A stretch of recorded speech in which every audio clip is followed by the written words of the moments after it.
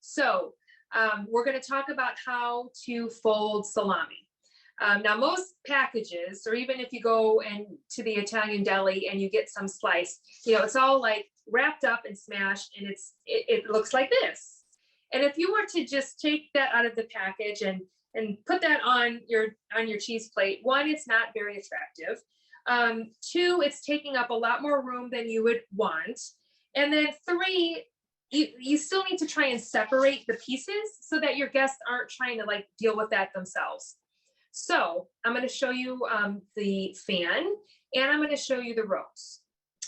So first is the fan, and I have about 10 pieces of salami here, and I would say you would want to allow like similar amount, like 1 ounce-ish of charcuterie per person. But again, maybe not everybody will eat it, or somebody, it always balances out. Some people won't eat it, and then other people will eat enough to make up for it. But about, I would say, usually 4 to 5 slices is good for one person. So take your salami or whatever you have, fold it in half one time, and then simply fold it in half again. And so you have a point at the bottom here, and then you have a little swirly, swoopy, looks like a fan, a flower, whatever you want to call it. And then you simply just keep doing that and hold them in between your fingers and gather them up. And then what starts to happen is you have this really great, like, visual, swirly looking way to put your salami on the cheese board versus just a slice. This or this, right? This is way more fun.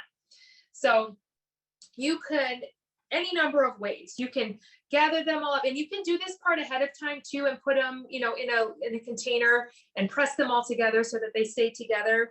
And then that way, when you're getting ready to assemble your cheese board, you can just take them out and put them on the cheese board.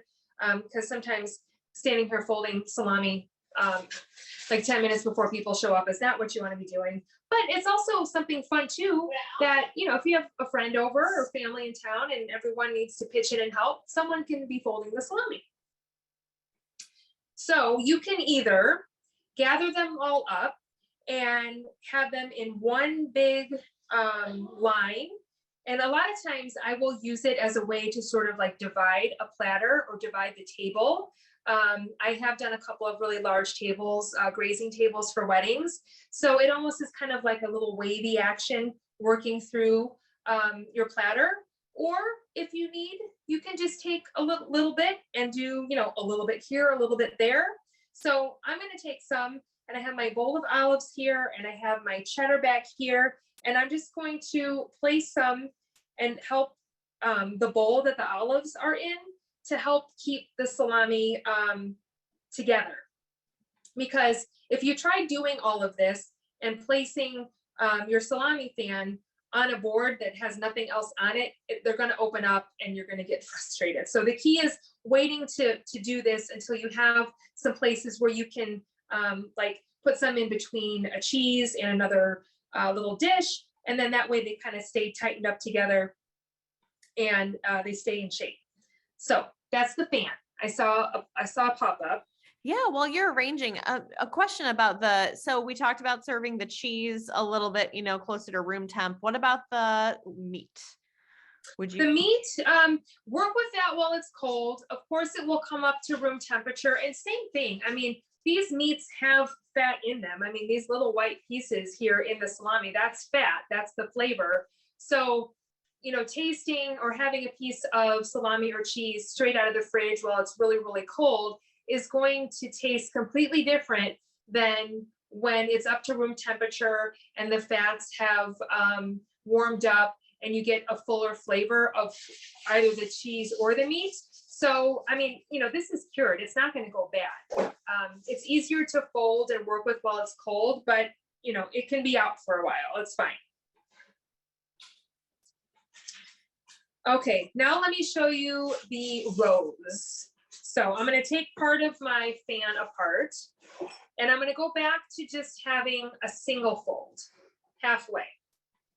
And I use like 6 to 7 pieces is enough. And what you're going to do is you're going to have the folded sides lined up on the same edge and then overlap them about halfway.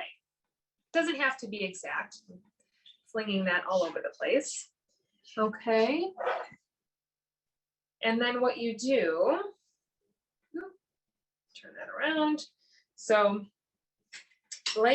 get them lined up and lay that down on your cutting board or on your board or whatever it is you're doing. And you're just going to start from the bottom and as tightly as you can start to roll. And then you're going to see that next piece on the bottom and you're going to grab it and keep rolling it up. Keep going and keep going and try to keep it as tight as possible. That helps. And then as I get almost to the top, I just bring the top piece over on top of the rest of it. And there is our rose. And they're really cute and they're fun.